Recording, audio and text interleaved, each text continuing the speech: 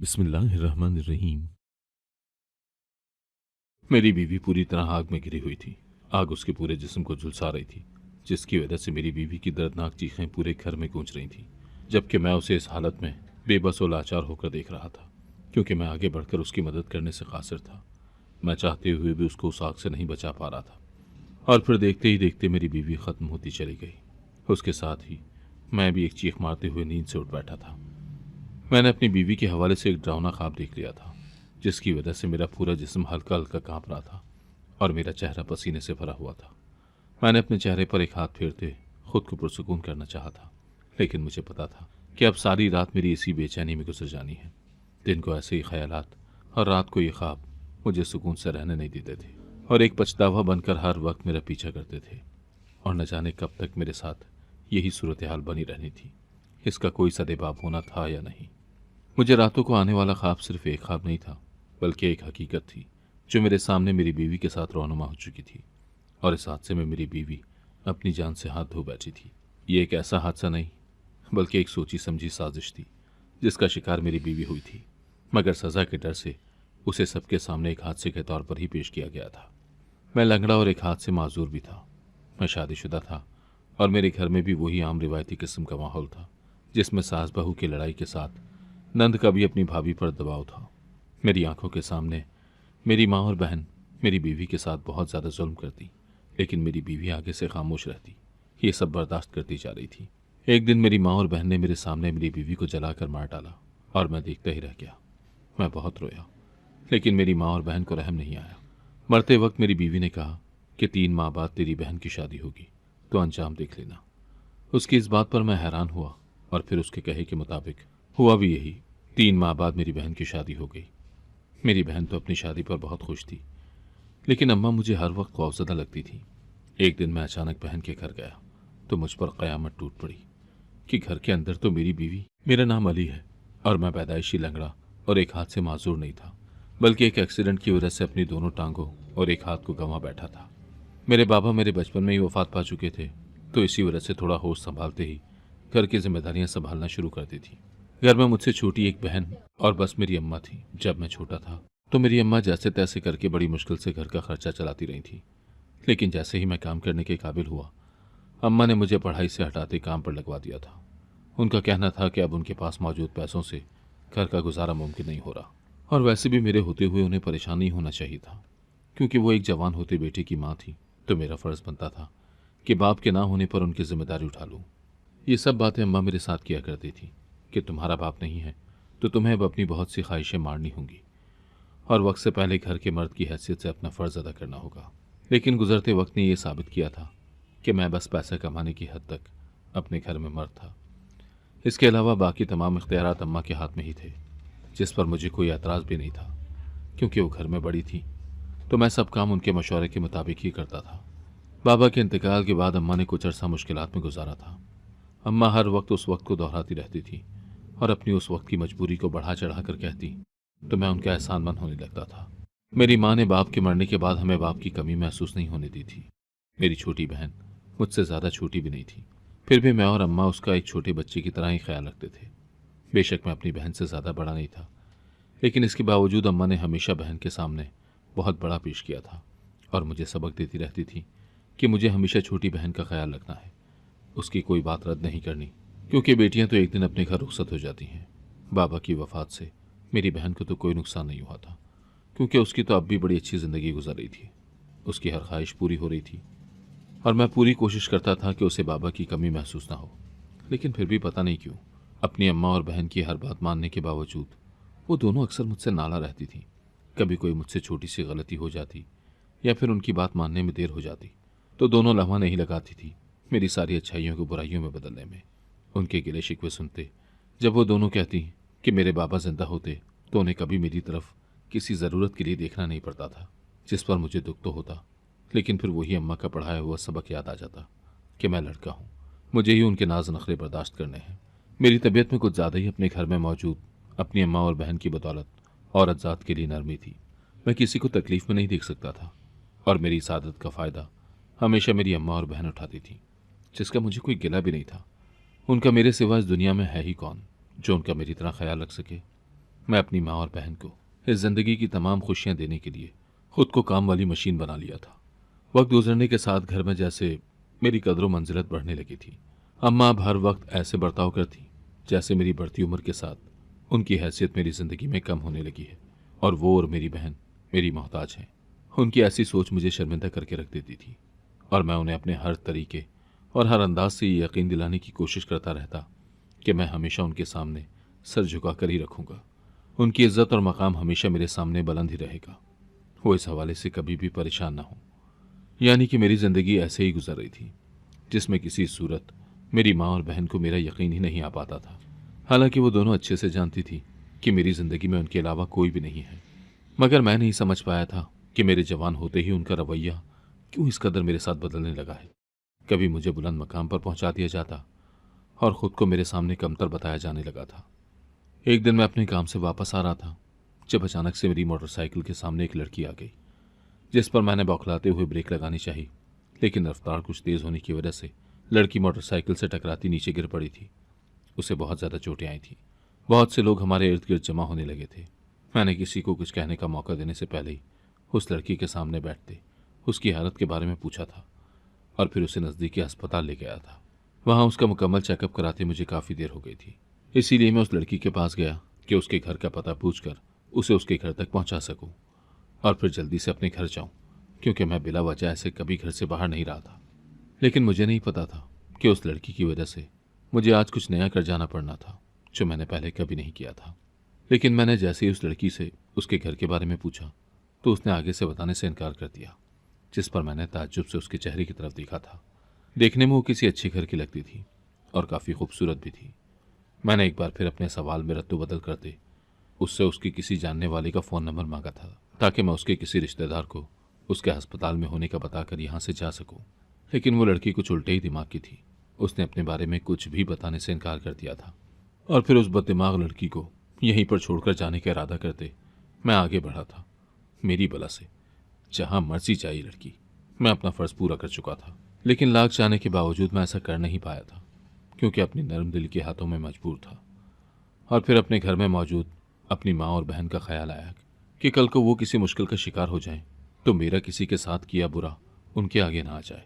इसीलिए कदम वापस मोड़ते मैं दोबारा उसके सामने आ खड़ा हुआ था ताकि उसकी कोई मदद कर सकूं। अब मुझे लग रहा था जैसे वो लड़की अपनी ज़िंदगी से तंग जानबूझकर मेरे सामने आई ताकि मर सके, लेकिन अल्लाह ने उसे मज़ीद ज़िंदगी बख्श दी थी जिस पर वो खुश नज़र नहीं आती थी, जिससे मुझे लगा कि वो लड़की किसी बड़ी मुश्किल में फंसी हुई है तो मुझे उससे इसके बारे में पूछना चाहिए। लेकिन जब मैंने उससे इसके मुतालिक पूछा तो वो आगे से रोने लगी। तब मुझे लगा कि वो अपनी परेशानी की वजह बताएगी। क्योंकि रात गहरी होती जा रही थी तो मैं उस लड़की को किसी महफूज ठिकाने पर पहुंचा देना चाहता था। काफ़ी देर रोने के बाद उस लड़की ने अपना मसला तो नहीं बताया, लेकिन मुंह से जो अल्फाज निकाले उन्होंने मुझे साकत कर दिया था। मुझे उस लड़की से इस बात की तवक्को ही नहीं थी। उस लड़की ने कुछ ही देर में मेरा दिमाग घुमा कर रख दिया था।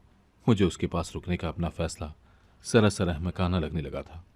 उस लड़की ने मेरे तेवर देखते हुए कहा कि अगर मैं उसके कहे के मुताबिक उसकी मदद नहीं कर सकता तो मैं यहाँ से जा सकता हूँ और वो खुद ही अपना कोई ना कोई बंदोबस्त कर लेगी। उसकी इस बात का मैंने यही मतलब लिया कि वो अपना जिंदा रहने का तो कोई काम नहीं करेगी, वो यकीनन अपने मरने का ही कोई बंदोबस्त करने वाली थी। उसकी बातों पर गुस्सा आने के बावजूद मेरा दिल उसे यूं खुदकुशी के लिए छोड़ जाने पर आमादा नहीं हो पा रहा था। इसीलिए मैंने ज़िंदगी में पहली बार अपनी मर्जी से एक फ़ैसला कर लिया था और ये फ़ैसला मेरी ज़िंदगी का सबसे बड़ा फ़ैसला था। पता नहीं उसके बाद घर में अम्मा और बहन से कभी मुझे माफ़ी मिलनी थी भी या नहीं।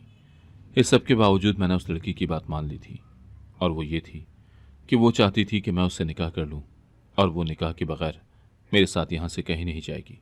अगर मैं उससे निकाह नहीं करना चाहता तो उसे यहाँ छोड़कर चला जाऊँ। उस लड़की ने मुकम्मल तौर पर मेरे दिमाग से खेलना शुरू कर दिया था, या फिर शायद वो मेरी नरम दिली को भांप गई थी, इसीलिए ऐसी शर्त रख दी थी। थोड़ी देर बाद मैंने अपने एक दो जानने वालों को बुलाया और उस लड़की से निकाह कर लिया, जिसके बाद मैं उसे लिए अपने घर की तरफ निकल पड़ा, क्योंकि वो तो अब भी अपने बारे में कुछ बताने को तैयार नहीं थी। हम दोनों एक दूसरे के बारे में कुछ भी जाने बगैर निकाह के बंधन में बंध चुके थे। उसके बाद मेरी मुश्किलात और परेशानियों में तो इजाफा होने ही वाला था, लेकिन मैं नहीं जानता था कि इस लड़की को मेरे घर में कौन कौन से इम्तहान से गुजरना पड़ना था। जब मैं कुछ वक्त पहले बनी अपनी बीवी को अपने घर में लेकर दाखिल हुआ तो आज खिलाफ मामूल अम्मा जाग रही थी, लेकिन पहले तो कभी देर हो जाने पर मेरा इंतज़ार नहीं किया था। अम्मा मेरे साथ लड़की को देखते ही आग बगोला होने लगी थी, और जब मैंने उसका तारुफ अपनी बीवी की हैसियत से करवाया तो अम्मा मुझे बुरा भला बोलती मुझसे नाराज होकर कमरे में बंद हो गई। मैं अम्मा की नाराजगी से बहुत बेचैन हुआ, और अब मुझे अपने निकाह के फैसले पर जरा सा पछतावा भी हुआ, और फिर ये पछतावा मेरी जिंदगी का मुकद्दर बन गया। अम्मा के जाने के बाद मेरी नज़र अपनी बीवी पर पड़ी तो वो सपाट तासुरात के साथ खड़ी थी, यानी उसे इस सबसे कोई फर्क नहीं पड़ा था। मुझे उससे उलझन होने लगी थी कि कैसी लड़की है जिसे किसी बात से कोई फर्क ही नहीं पड़ रहा था। उससे अगली सुबह मेरी बहन का भी अम्मा वाला ही रद्द अमल था, बल्कि कुछ ज़्यादा ही। उसने अपनी नफरत का इजहार कर दिया था। अम्मा और बहन दोनों ने मेरी कोई बात नहीं सुनी कि मैं किस मजबूरी में इस लड़की से निकाह करके इसे लाया हूँ। बस उन्हें तो मेरी शादी से एक किस्म का सदमा लग गया था, जिससे मेरी समझ में यही आया कि मैं उनका इकलौता बेटा हूँ, तो उनके दिल में मेरी शादी को लेकर बहुत अरमान होंगे, इसीलिए उनका इतना शदीद रद्द अमल जाहिर हो रहा है। उन दिनों मेरे बस दो ही काम रह गए थे, एक अपनी नौकरी पर जाना और दूसरा सुबह शाम अपनी माँ और बहन को राजी करना। इस दौरान मैं अपनी बीवी को भूल ही चुका था, कुछ वो खुद ही पसे मंजर में चली गई थी। कुछ दिन बाद मेरे रवैये को जांचते अम्मा और बहन को यह अंदाज़ा हो गया कि ये मोहब्बत की शादी नहीं है, तो वो पुरसुकून होती खुद ब खुद मुझसे कुछ हद तक सुलह कर गई थी, जिस पर मैंने शुक्र अदा किया था। और फिर मैं पहले से भी बढ़कर उनका ख्याल रखने लगा था, और उनसे ये तक कह दिया था कि वो जब चाहें अपनी पसंद की लड़की से मेरी दूसरी शादी करवा सकती है। इस बात पर दोनों ने कोई खास रद्द-ए-अमल नहीं दिखाया। उसके बाद मेरे घर में वही रिवायती रिवाज शुरू हो गया कि कभी अम्मा को मेरी बीवी से कोई ना कोई मसला होने लगा, और कभी शाम के वक्त मेरे घर पहुंचने तक मेरी बहन कोई ना कोई अपनी भाभी से झगड़ा मोल लिए बैठी होती, और मुझे देखते ही ज़ारो कतार रोते हुए मेरी बीवी को उस रोने का मौरूद इल्ज़ाम ठहरा देती। तो मैं उसके सामने अपनी बीवी को बुलाकर उससे माफ़ी मंगवाता, जिस पर मेरी बीवी बगैर कोई चूचरा किए माफ़ी मांगते वहाँ से हट जाती। ना कोई गिला शिकवा और ना ही कोई अपने बारे में सफाई देती, जिससे ऐसे लगता जैसे वो एक रोबोट है। फिर आहिस्ता आहिस्ता ज़बानी कलामी लड़ाई झगड़ों के बाद अम्मा और मेरी बहन बाकायदा मेरी बीवी पर जुल्म करने लगी थी, जिस पर मैंने अपनी आंखें बंद करने की और कानों को कुछ सुनने के बावजूद दरगुजर करने की आदत अपना गया था, ताकि घर का सुकून मुतासिर ना हो। अपनी बीवी के करीब जाने पर वो मुझे पाकबाज नहीं लगी थी, जिसके बाद मेरे ख्यालात उसके बारे में कुछ ज़्यादा अच्छे नहीं थे, और वैसे भी वो अपने बारे में अभी भी कुछ भी बताने को तैयार नहीं थी। उसकी इस अकड़ पर मुझे अम्मा और बहन का उसके साथ सलूक ठीक लगने लगा, और मुझे लगता था कि शायद इस तरह ही सुधर जाए, क्योंकि मुझे अपनी बीवी किरदार की अच्छी लड़की नहीं लगी थी। शायद इसलिए घर छोड़कर सड़कों पर रुल रही थी।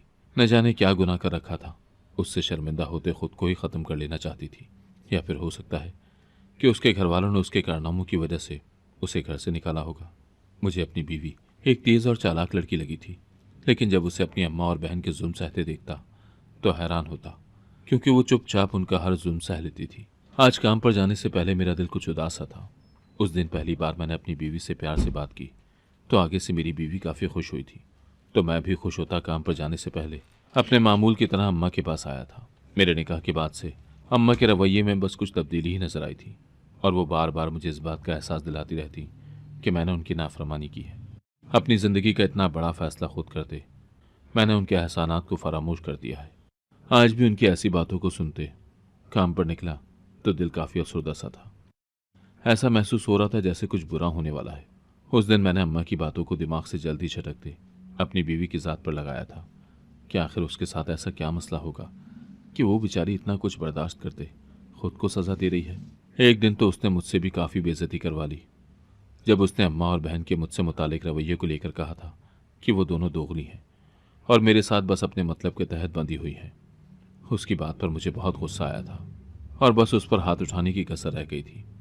फिर उस दिन के बाद उसने कभी मुझसे इस हवाले से बात नहीं की थी। ये सारा दिन मेरा कुछ अच्छा नहीं गुजरा था, और कुछ घर के हालात ने मुझे अजीब दोहराए पर ला खड़ा किया था। मुझे लगने लगा था कि मैं एक नाकाम मर्द हूँ जो किसी को खुश नहीं रख सकता। मैं अपनी माँ और बहन को अपने निकाह से खुद से बदजन कर चुका था, और जिस लड़की को अपने निकाह में लिया है उसका हक भी नहीं दिला पा रहा। मैं घर वापसी पर मुख्तलिफ सोचों में गलता था कि मुझे पता ही नहीं चला, और अपनी मोटरसाइकिल की रफ्तार तेज़ कर बैठा, जिसका नतीजा मैंने थोड़ी देर बाद अपने शदीद एक्सीडेंट की सूरत में भुगत लिया था। उस हादसे के बाद जब मैंने आंखें खोली तो खुद को अस्पताल में पाया, और उस वक्त मेरे पास सिर्फ मेरी बीवी अपने चेहरे पर अजली सपाट तासुरात लिए बैठी थी। मुझे अपना आप बहुत तकलीफ में लग रहा था, और फिर आहिस्ता आहिस्ता शऊर की तरफ बढ़ते मैंने जो महसूस किया उससे मेरी ज़ात रेज़ा रेज़ा होकर रह गई थी, और मैं अपने वजूद में आई कमियों पर दिल खोल कर रो दिया था। लेकिन मुझे कोई तसल्ली देने वाला नहीं था।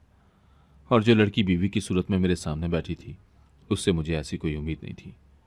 मगर मैंने गौर किया तो पता चला कि वो रो रही है।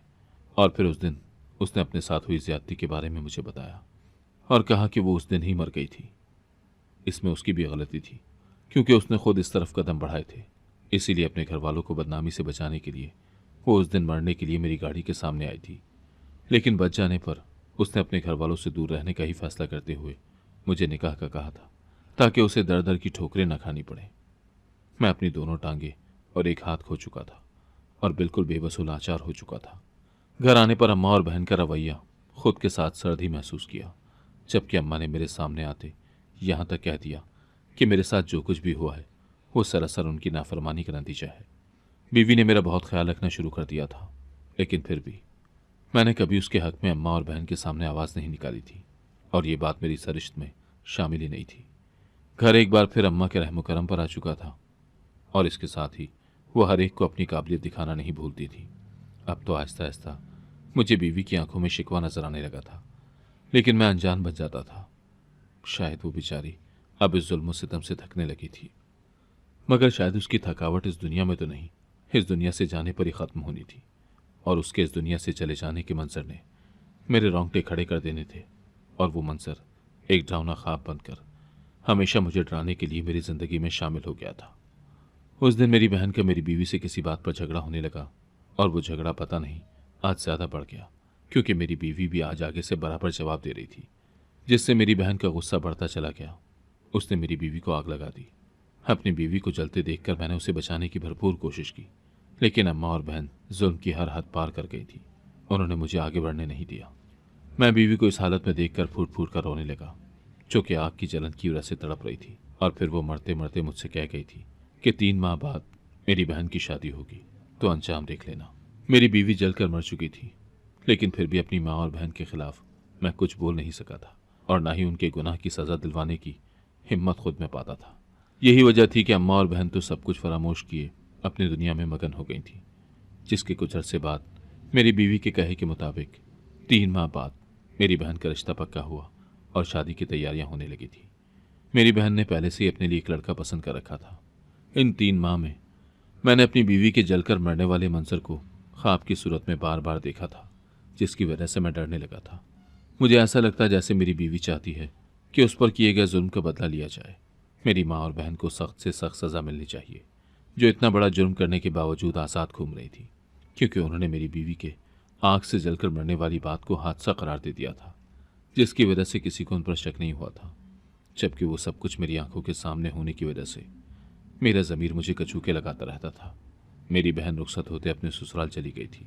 दिल में था कि कहीं बीवी की कही बात सच्ची ना हो जाए और मेरी बहन से कोई बुरा बर्ताव न करे, मगर कहीं ना कहीं दिल में मैं इंसाफ का भी मुंतज़िर था। उन दिनों में दोहरी शख्सियत का शिकार हो चुका था।